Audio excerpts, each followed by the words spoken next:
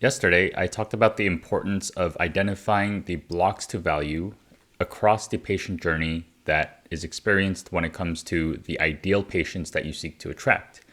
So, why do we focus on removal of the negatives versus addition of the positives? And this comes down to the theory of constraints, which is covered extensively in a book called The Game. I forget the author's name, but this is a book that Jeff Bezos would require his executive teams to read before they joined as executives because of the importance of addressing constraints. So the main takeaway from the book is that instead of working on the things that are already working, shift your focus to the constraints. Identify, if you take a look at the entire system that your practice is, what is the single constraint that, if it was addressed, would benefit your entire system the most? What is that issue? What is that node? What is that problem? And the reason you can understand this more easily is that, take a look, for example, at the train system. It's very expensive to increase the speed of a train's travel.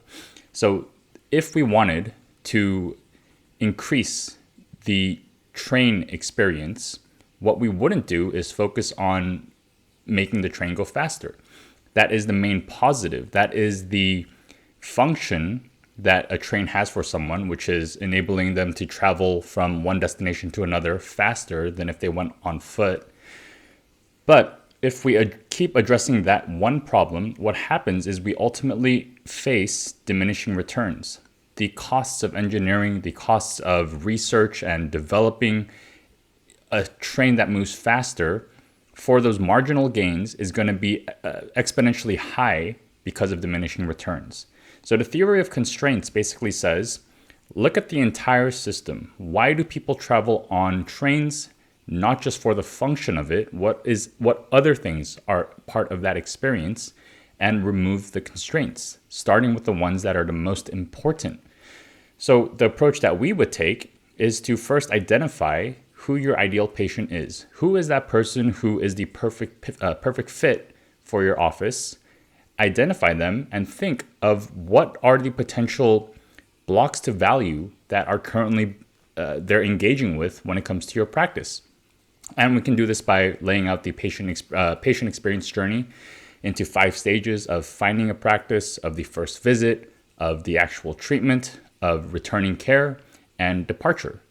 And of those 5 stages, we look at the 6 drivers of value. If you want to learn more about what those are, you can check out the video that I posted yesterday.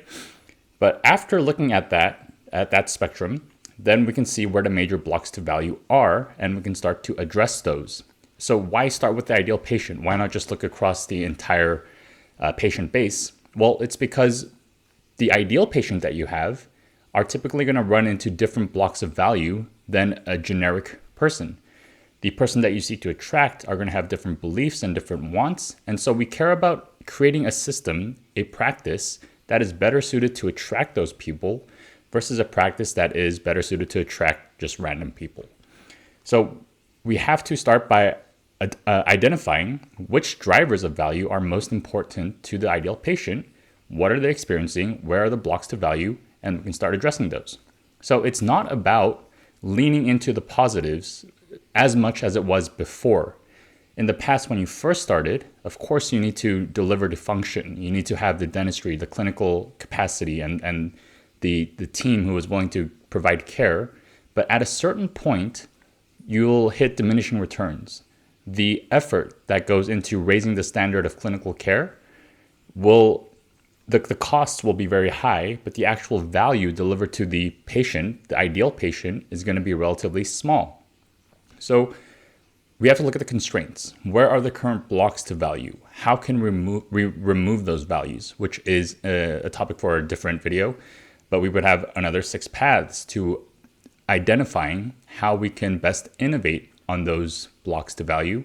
But just wanted to explain why it's so important to shift from working on the positives, which is how you start, and shift that to working on removing the negatives, which is how you grow to the next level. All right, that's it for today's video. Hope you found it valuable, and see you guys in the next one.